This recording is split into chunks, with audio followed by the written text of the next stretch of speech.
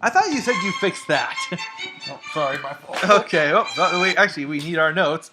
All right, we'll just go. We'll just wing it. We always do. All right. Hi there, everybody. It's your good friend Plausible here, and I'm along with my friend Joe. How's it going? And we're going to talk about one of his favorite subjects, and that is Star Wars, or better yet, the future of Star Wars. With Disney taking over, there's lots and lots of options. That said, we want to talk about some origin stories. Go back to where it all began and talk about some people we would love to see, and even talk about a few people we don't want to see. We have a list here, Joe. What's your number one? If you were to choose one, who would be your number one on that list? Oh, by far, my number one story for an origin story would definitely be Emperor Palpatine. What do you know of his origin so far? He was found by Darth Plagueis. He was raised in the arts of the dark side. He his master became obsolete to him. He taught him everything he knew, so he killed him in his sleep.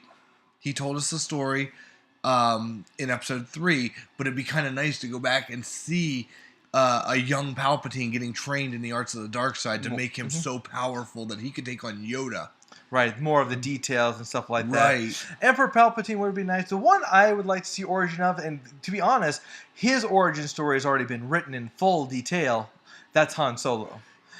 We've not really seen too much of him in the movies, but the expanded universe and whatnot has gone on, and they've touched on that. The fact that he was an Imperial worker who rescued the Wookiee from a treatment from a superior.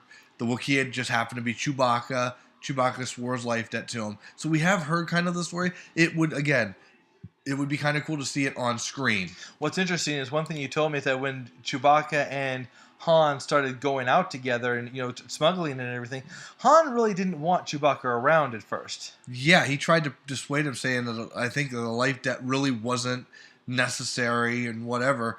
And finally, he realized that, hey, I got this guy. He's like 2 meters tall, this big hairy carpet that can basically rip people's arms off. Maybe that's not such a bad thing. He's dealing with some very rough people now. He's not in the army anymore. He's an outlaw.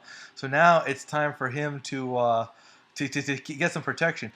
There are 3 stories written about Han Solo that I find that are out there that came out during the 80s, if I'm not mistaken. Yeah, the Han Solo trilogy, I believe. Exactly. And that that we're going to try to put that on our site so that you can buy that story if you want.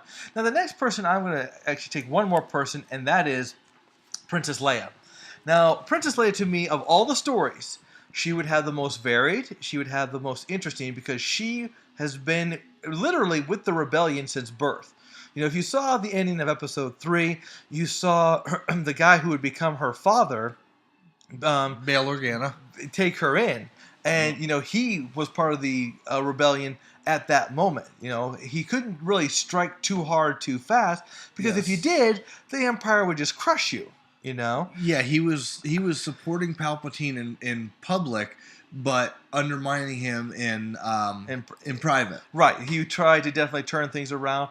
Palpatine probably really didn't take much notice at the time because they didn't consider them a threat. Right. To be honest, we do have a hint of this from the game Force Unleashed. Yes, that's actually the closest we have so far to a Leia origin story. And but I think hers would be an amazing story. One story, and this is something that came out recently. This is a book, and the link for this book will be below on my website. But there's the story of the Millennium Falcon.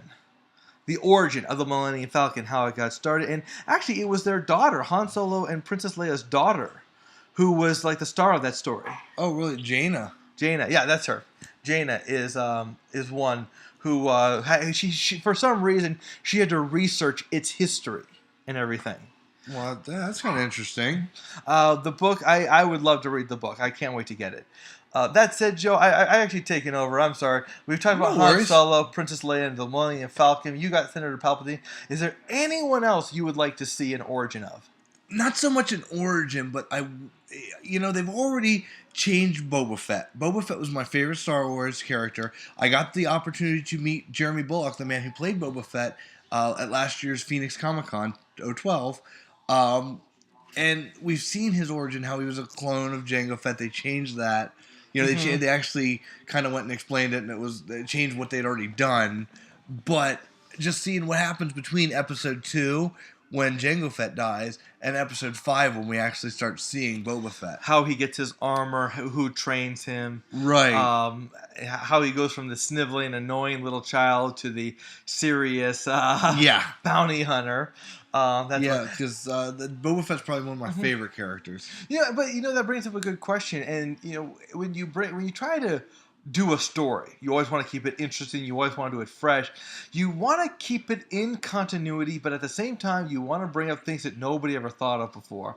And I think that was one of the problems with episodes 1, 2, 3. They didn't present us with anyone new or anyone that could really add spice to it. They brought in just the standard characters. That was my problem with the new trilogies when they came out with the movies. We had all these characters from the original trilogy that they didn't touch on. They added all these new characters that, it was like, we need a water planet. So they came out with Kamino, with the Kaminoans, with the long necks. If you're going to use a water planet, why not focus on Admiral Akbar and the Mon Calamari? People, characters that we've already have established, but we don't know that much about. Which brings us to another idea. When they finally brought us to Kashyyyk, we finally get to see the Wookiee homeworld, and it's just so disappointing. It wasn't the Wookiee homeworld, because what happened was they were going to have the Wookiee homeworld. They made it into the Ewok village. They put it on Endor, so they had to change it for episode 3. There were beaches on Kashyyyk. I never recalled beaches being on Kashyyyk. I know, they added the thing about Kashyyyk, it had these huge trees that the Wookiees lived in. Right, they didn't live near the ground. The point of their existence was to live up in the trees. And it's a dangerous realm. That's why we want to talk about, Star Wars Origins, who we don't want to see. Obviously, the one big one, and I call this the midichlorian excuse, we don't want to see Yoda. Yoda has always been a mystery. This is the problem I had with Boba Fett. He was a great character, and then they went back to episode 2 and then the new trilogy, and they changed him a little bit of what we already knew. I don't want to do that with Yoda. Yoda is best just left alone. We don't know what his race is. We don't know anything about him. Leave it alone. Keep him in mystery. Exactly. When it comes to fantasy, when it comes to science fiction, you do want to have explanations, but you also want to have mystery. You want to have doubt. You want to have questions. And Yoda is one of those things. My thing is, if they do the origin of Yoda, they're going to ruin the character. Right. Exactly. One person also I'm going to say we don't need to... And, the one reason is because we already know enough about him from his quote-unquote beginning. That's Luke Skywalker. We've seen his birth. He was a farm boy. He didn't do anything that special. We're going to get 2 hours of some guy who's Luke Skywalker milking the moisture evaporators or something, or cleaning up bantha turds. And learning to fly with his friends. That's the extent of it. Shooting womp rats in his T-16, Exactly. That's as far as it goes. Of course, one other person we don't want to see an origin of, we just don't want to see again in general. I know a lot of people liked him, but a lot of people didn't. Jar Jar Binks. In my opinion, Jar Jar Binks could have been a great character. He was simply overused. Yes. He was a fun character who I think if he'd been given 1 or 2 scenes in the first film and maybe a subsequent scene in the next film or so, it would have been cool. It's like, okay, he's going to come in, he's going to do something stupid, people are going to laugh at it, and then we'll be done with it. But instead, episode 1, he was there in almost every scene, and it's eventually... to the point people got tired of him. Exactly. I mean, don't get me wrong. We understand where he went and why he was there, but he was a bumbling idiot from start to finish. He was this spare character who ultimately didn't belong. We wanted our spare characters to be like Qui-Gon Jinn, not like Jar Jar Binks. Jar Jar Binks came in, and it was basically, here's what happened. They were making the film, and they said, oh, wait a minute, we got a gap between Liam Neeson and Ewan McGregor. Let's put Jar Jar in that thing. That's the only thing, the only purpose that he really served. Yeah. And, it was not something we wanted to see. Now, another one that I want to bring up, and this one's we're going to go into very controversial territory right now. It's the It's the origin of Darth Maul, which brings us to a second question. Should we ever make a rated R Star Wars? Obviously, if you make the origin of Darth Maul, it should be a rated R version. Well, yeah, he was an assassin. So there's gonna be a lot of killing. I've read the comic and I've read one of the novels. Right. And I'll tell you, what we saw in the movies was nothing. Darth Maul was such a great character outside of the movies. He was an assassin. When I read the novel, it had a Friday the 13th feel to it. Right. Like, especially the end when he had his target and everything. He was going after him. You know, that is the funny thing about Darth Maul and everything in general. When it comes to Darth Maul, we're looking at this guy, and I see him in two lights. I see him in the movie where he was not. He was a guy who stood around and he wanted to be menacing, but I was never scared of him. Then finally, I read part of the comic books and I saw some of the, killing that he did. Of course, this is a comic book, so they're a lot more graphic in the comic book. Like, he's riding his speeder, he takes out his, dual lightsaber, and he slices off two guys' heads. Yeah, because they're shooting at him and they're basically panicking because they keep shooting at him and they can't get him. But for me, by that point, it was too late. I had no respect for Darth Maul. He was a forced character. I felt that they were just trying to make him out to be something he really wasn't. They're like, oh, I'm sorry, this joke of a guy is actually a badass assassin. I never got that impression because of what happened in episode 1. It's funny, he made his debut in episode 1, and I say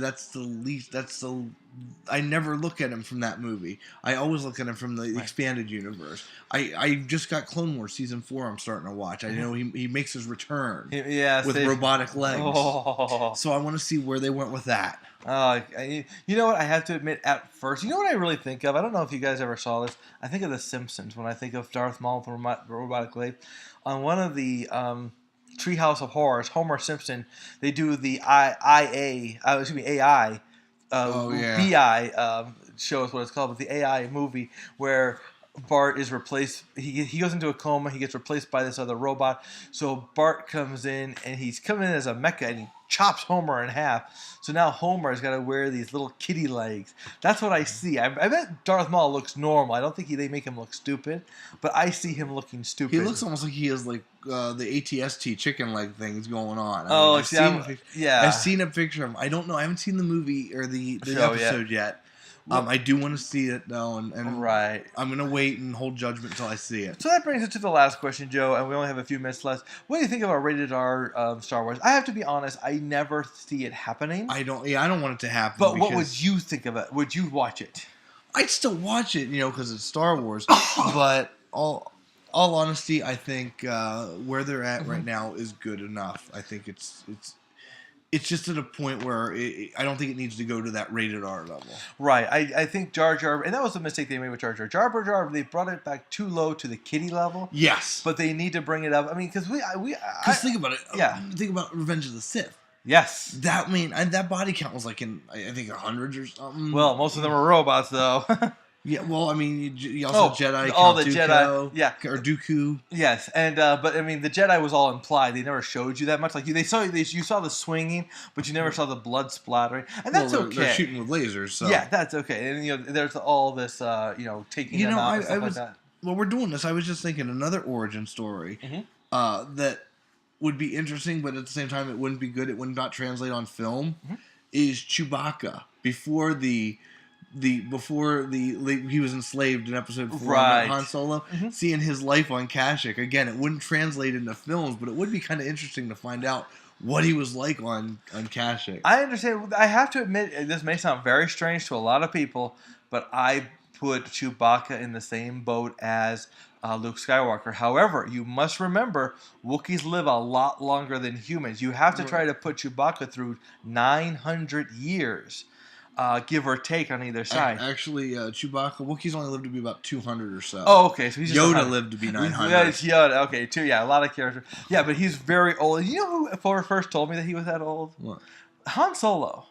I saw that interview when Han Solo was talking. He said, "Yeah, Chewbacca is actually over 100 years old. He's but he's actually middle aged for a Wookiee. For a Wookiee. Yeah, for a Wookiee. Yes. So." A lot of things coming up with Star Wars. We will keep you posted if anything exciting happens. We hear Possible Movie Reviews, and every person and his brother is going to be commenting and blogging and IMDbing and you name it. Putting it in the sky. So we will see you next time, guys. Hey, take it easy, people.